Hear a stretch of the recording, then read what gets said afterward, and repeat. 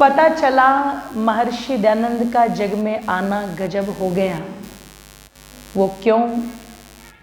क्योंकि गुरु विरजानंद जी के श्री चरणों में बैठकर के जिन्होंने व्याकरण का अध्ययन किया और जिस समय वहां से विद्या अध्ययन करके निकलने लगे हैं तो गुरु दक्षिणा में कुछ देना है पर कुछ है नहीं पास में।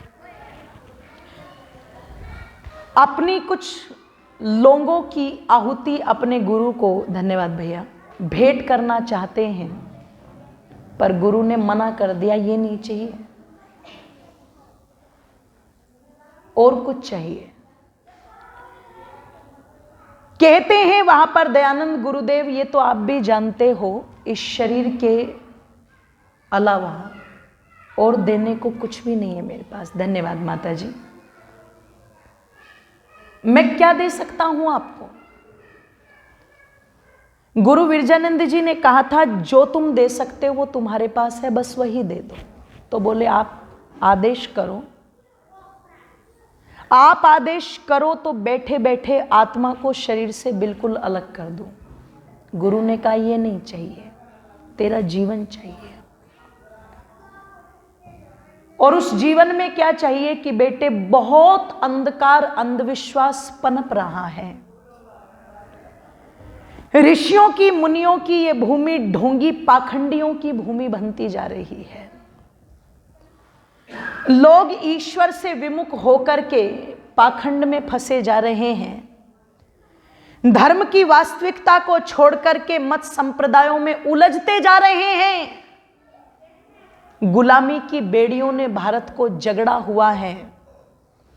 अपनी संस्कृति को छोड़कर के पश्चिम के गीतों को गाना भारत की पीढ़ी ने आरंभ कर दिया है। और देखो, मैंने बहुत सपने देख लिए हैं, लेकिन मेरे उस सपने को पूर्ण करने की सामर्थ्य अगर किसी के अंदर है तो दयानंद वो केवल और केवल तुम्हारे अंदर है। पढ़ाया तो मैंने बहुत शिष्यों को है, हो सकता है मेरे कारण उन शिष्यों का नाम हो जाए, पर मैं ये देखता हूं तुम मेरे ऐसे शिष्य हो जिसके कारण तुम्हारे गुरु को पहचान मिलेगी। तुम्हारे गुरु की जो कार्यशैली है या जो इच्छाएं हैं वो पूरी होगी। ये मैं गुरु दक्षिणा में चाहता हूं। ऋषि दयानंद चुपचाप वो दक्षिणा देकर के निकल पड़े थे। और आप सोच करके देखना, आज तो बहुत सुविधाएं हैं मेरी माताओं बंधुओं।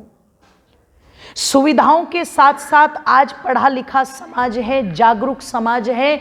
लोग अपने आप हिसाब किताब लगा लेते हैं, दूसरे को बताने की आवश्यकता नहीं है।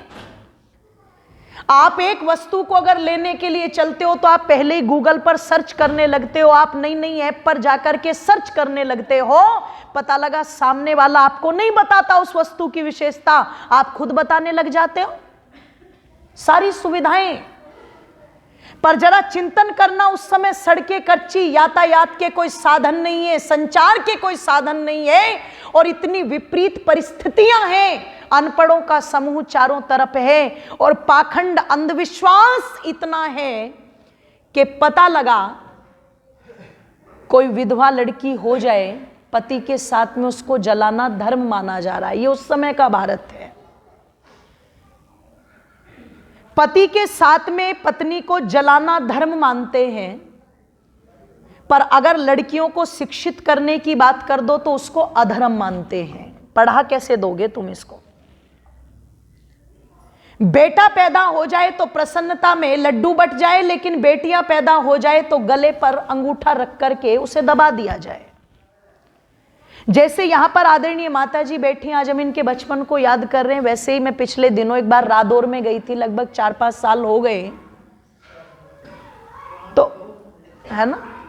अरे वाह, क्या बात है। चलिए, रादौर से इनका भी रिश्ता एक मिल गया है, ससुराल है उनकी। अब रादौर के ही पास में एक गांव पड़ता है, जिस गांव के अंदर पता लगा जिस लड़की को, वो तो उस समय बुजुर्ग हो चुकी थी माता जी, बहुत ज़्यादा, लगभग 90 के आसपास थी वो, उनको सम्मानित किया गया। तो जब एसके शर्मा जी ने, जो दिल्ली वाले डीएवी से जुड़े हुए हैं, मुझे बताया मैंने कहा ये कार्यक्रम किस उपलक्ष्य में हो रहा है? बोले जिनका सम्मान वहां पर किया जा रहा है, उस लड़की, उस गांव की पहली ऐसी लड़की है जिसको जीवित रखा गया, नहीं तो गले पर अंगूठा रख करके दबा देते थे और लड़कियों को मार देते थे, और इसको अधर्म नहीं मानते थे। इसको क्या माना जाता था? बोलो। ऋषि उस समय आया था, ऋषि दयानंद उस समय आए थे मेरी माताओं बंधुओं, जब छोटी छोटी बच्चियों की शादी की जाती थी, उनको पता भी नहीं होता था शादी होती क्या है, और लड़की की उम्र 9 साल और जिसके साथ में शादी की जा रही है उसकी उम्र 60 साल। आप सोच करके देखो जरा, चिंतन करो, 60 साल की उम्र तक पहुंचते पहुंचते रिश्ता पिता का नहीं रह जाता, दादा का हो जाता है। जरा चिंतन करो, पर उसकी पत्नी बना दिया जाता था 9 साल की बच्ची को। आप सोचो जरा एक बार, ऋषि दयानंद उस समय निकले हैं कार्य करने के लिए। ऋषि दयानंद उस समय निकले हैं कार्य करने के लिए जब गौ माता की गर्दन पर कटारी चलती थी। ऋषि दयानंद उस समय कार्य करने के लिए निकले हैं जब अपने देश के अंदर अपनी बातें पराई होती थी। ऋषि दयानंद उस समय कार्य करने के लिए निकले हैं मेरी माताओं, जब चारों तरफ बोलबाला चल रहा था भारत को या तो ईसाई राष्ट्र बना दिया जाए या भारत को मुस्लिम राष्ट्र बना दिया जाए। पर महर्षि दयानंद के एहसान, जो कि मैंने कहा था गिने नहीं जा सकते, अगर आज भारत के अंदर हिंदू जिंदा है तो इसमें केवल और केवल आर्य समाज और महर्षि दयानंद की भूमिका। नहीं तो लिखा था कवि ने कि हिंदू कहने वालों आज आपके सब ठाट जाते, रोड रवे गुज्जर अहिर राजपूत जाट जाते, सुनारों का सोना जाता खातियों के काट जाते, और पंडित जी का पतरा जाता लाला जी के बाट जाते, और ईसाई मुसलमान तुमको अच्छी तरह चाट जाते, और अगर जगन्नाथ उस दिन विष देने से नाट जाते, अमेरिका के अंदर फिर भारत के सम्राट जाते लेके अपनी बारात। अजिए जी हमारी कौन पूछता बात, ए जी अगर नहीं टंकारे आती, भाई अगर नहीं टंकारे आती, वह फागुन की शिवरात हमारी कौन पूछता बात। फागुन की शिवरात्रि गर टंकारे में आती नहीं, गले पे जनेऊ हमारे सर पे चोटी पाती नहीं, घर घर से कभी भी ये छुआछूत जाती नहीं, और दिल्ली लाल किले बीच तिरंगी लहराती नहीं, और विधवा देवर बना करके आज मंगल गाती नहीं, रोते रोज अनाथ। अजिए जी हमारी कौन पूछता बात, ए जी अगर नहीं टंकारे आती, भाई अगर नहीं टंकारे आती, वह फागुन की शिवरात हमारी कौन पूछता बात।